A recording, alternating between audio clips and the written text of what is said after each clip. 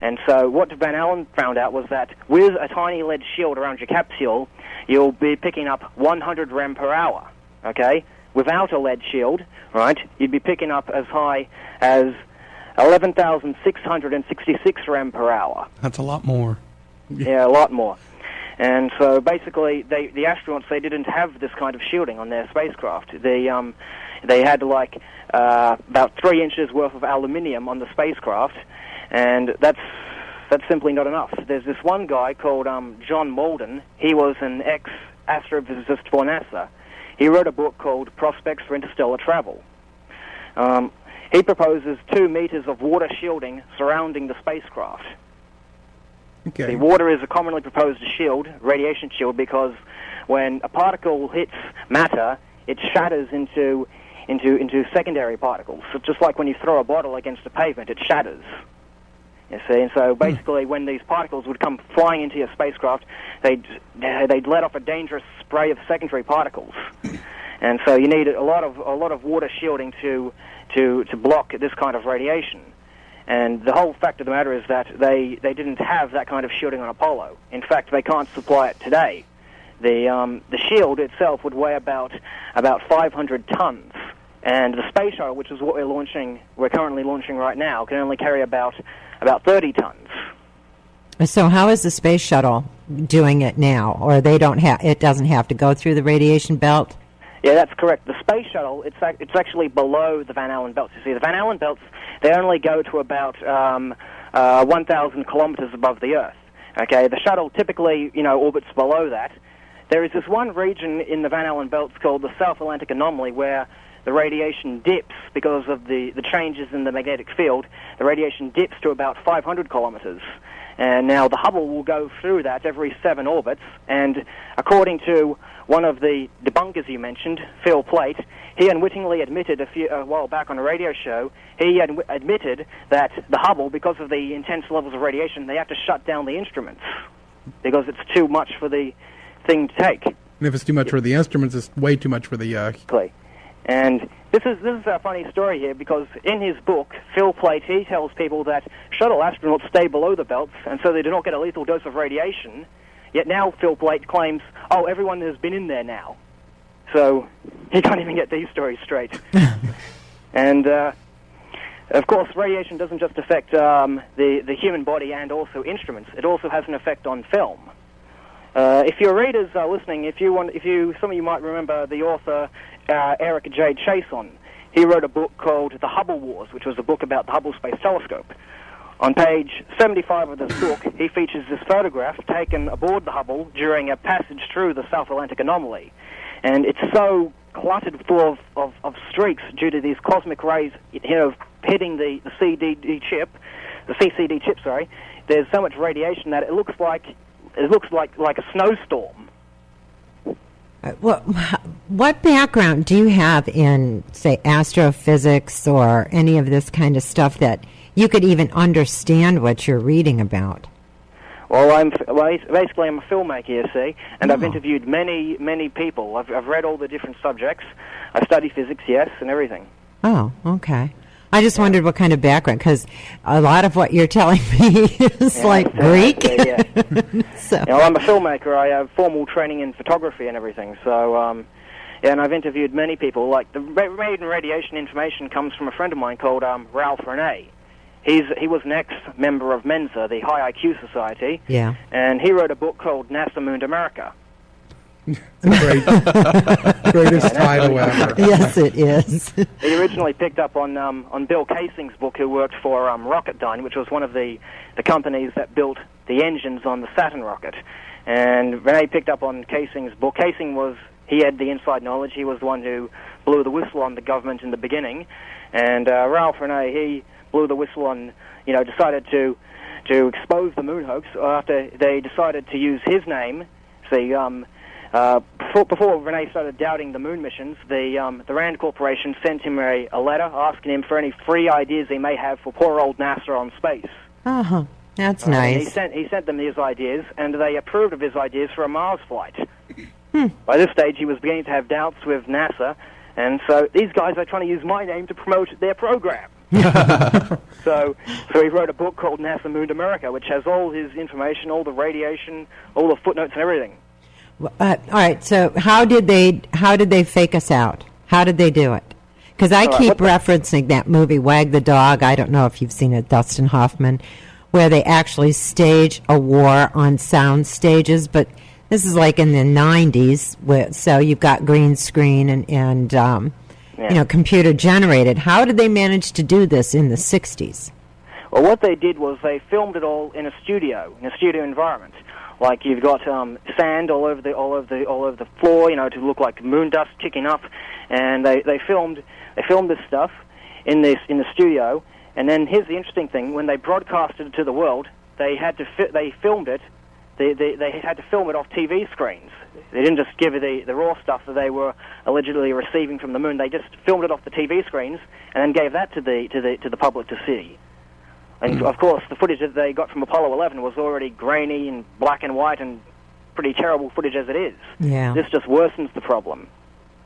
And see, what they did was, while they're filming this stuff, they were suspending the astronauts by wires, to relieve them of their weight somewhat, and then they just slowed the film down to about 67% normal speed. Huh. Now, how do you know that they were on wires? Like what? Well, for starters, right, they have the way they seem to dangle. You can tell that they're on wires, right? And what we did was we sped the footage up to about 33%, and we find out that suddenly they all seem to be moving normally, like as though they would be on Earth. And now, do you, on your channel, which I've linked to off of our website, you have a YouTube channel where a lot of your videos are. Do you have a video of that on your channel? Yeah, that's correct. I have one of my videos is called One Giant Leap, and it discusses this. I also have this other one in which I took a clip from the recent Mythbusters program. Some of you guys might have seen the program in which they tried to debunk this thing. But the Mythbusters, they botched their experiment. The argument is that these astronauts were suspended by wires and then the footage was slowed down. The Mythbusters did it separately.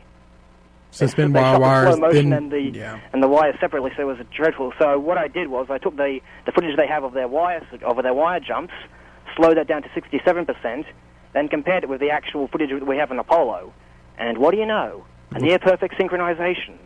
Well, that'll have to be one. I didn't see that one on your site. I'll have to look at that one. That would be interesting. Now, I remember Jordan, when we were first contacted the Moon Hoax site, he was showing me a video where you said that it seemed like they dangled.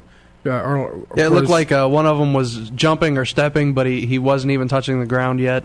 And he would just that's correct. That clip comes from David Percy's documentary. I think the astronauts you're referring to is Charlie Duke. He was on Apollo 16. They're suspended by wires, and if you look at the footage, this comes from David Percy's documentary, which is available online on moonmovie.com. You can see that Charlie Duke, he seems to dangle above the surface without significantly jumping off the ground, like as though the wire is lifting him off the ground, just sort of dangling him there. I have got to see these things. This is really intriguing me. Now, I had a quick question. We're going back to the Van Allen belts. Now, how long, if let's say they did go to the moon, how long would they have been in the Van Allen belts themselves? How if traveling at the speed that the... Well, what they do to allegedly get to the moon, they allegedly speed up from 17,000 miles per hour, which is the speed you have to be in Earth orbit, to 25,000 miles per hour, which flings them out of Earth orbit and into the Van Allen belts, of course. Now, in the entire trip, the trip lasts for about 8 to 12 days. You'd be in the Van Allen belts for 2 hours, but after you've left the Van Allen belts, you've still got the radiation from the solar flares. You see, the sun itself, it has these explosions in which hot gases and more particles and everything are blasted into space, and they will come right at you at nearly the speed of light. Okay? And now you hear these claims online that, all the flares that were during the Apollo missions were minor, therefore they caused no damage. Well, there was about nearly 1,400 flares during the Apollo missions, and what these quote debunkers fail to mention is that as early as 1963, NASA had released a book called Astronautical Engineering and Science. It states that even the minor flares could give you about 25 rem per hour depending on how many centimeters of shielding you used, how many centimeters of water. Like a low-energy flare can need as much as 2 to 30 centimeters of water just to reduce the dose to about 25 rem per hour. And you remember there's hundreds of these flares going on, and you need about 500 rem to kill you. And in fact, on Apollo 16, whilst they were traveling to the moon, this was on April 17, there was this one big flare that exploded. It lasted for 3 days. There are 72 hours in 3 days. Now, at 25 rem per hour, and this flare lasting for 72 hours, you'll be getting back with about 1,800 rem. Wouldn't that water have evaporated? Something had happened to the water going through the Earth's atmosphere? Basically, the idea is to keep the spacecraft inside this big water tank. And others have proposed using polyethylene or lead or whatever. There'd have to be a better way of, because I'm thinking eventually we are going to have to go out. That's right. To some degree. I mean, I don't know. Obviously they didn't have water shooting on the spacesuits. That's impractical. No, I just got a message. It's asking, you're not just saying we never went to the moon in the 60s. You say we've never been up there at all. Like, even till today, we still don't have the technology to do that. We've correct? Never been to the moon. We've been in space, below the Van Allen belts, of course, but we haven't been to the moon. Okay, and a second question to that was, why did we send a teacher, to go up there, which, inevitably ended up in an explosion? Well, she would have been below the belt, is what he's saying. Yeah, she was just... The reason why it's believed why she blew her up is because she was going to talk about the stars. You see, when the astronauts, when they walk in on the moon, allegedly they claim, "Oh no, we can't see any stars. We can't see the stars." And they argue, "Oh, they were on the daylight side of the Earth, so therefore on the daylight side of the moon, so therefore they couldn't see it because of the bright light." Look away and see the stars. Look away from the sunlight, see the stars. So now you're saying that they actually destroyed the Challenger shuttle to stop her from talking about it, or are you talking about? Yeah, they believe. Because interestingly, I'll just get to this. They blew the Challenger up, and interestingly, is that prior to the shuttle launch, there were complaints not to launch in cold weather. Like they say that the O-rings got frozen and the shuttle blew up because of it. Well, there were warnings prior to the Challenger. There was this one guy, I think his name was Roger Beaujolais. They had a teleconference the night before the launch. He tells them, don't launch in cold weather. We had a previous shuttle mission in which the O-rings were nearly completely burnt through. Don't launch in this cold weather. You're going to get the shuttle blown up. And NASA basically told him to go, insert square word of choice, yourself. I have never heard of this before. That's now, is this something that you believe, or? Yeah, I believe there was foul play in that, and there was another. Basically, it's believed that they blew her up to keep her quiet about the stars. And in fact, what they ended up doing was just prolonging the inevitable. Recently, a guy called Michael Melville went up in his own spacecraft. This was a private company. They sent his own spacecraft, the Spaceship One. You might remember this guy.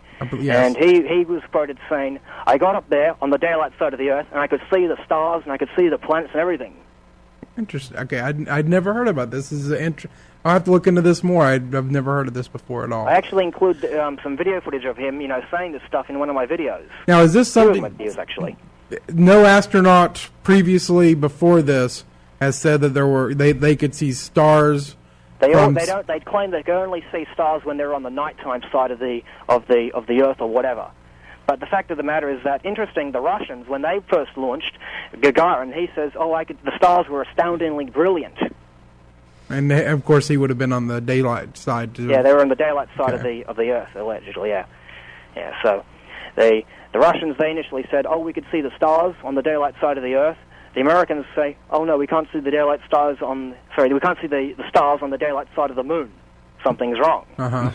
And ironically enough, Phil Plait, one of my enemies, one of the debunkers. I've been trying to get a hold of him. He hasn't returned my emails, so if he's out there, Did you ask him about Operation Dirty Trick? Maybe that's I just asked him to come on the air with me. He never returned emails, which, that happens sometimes, but most of the time they return and say no. He's afraid of me, that's why. He's afraid of me. I must have asked him at least five 5, 6, maybe 15 or so times, why won't you talk about Operation Dirty Trick?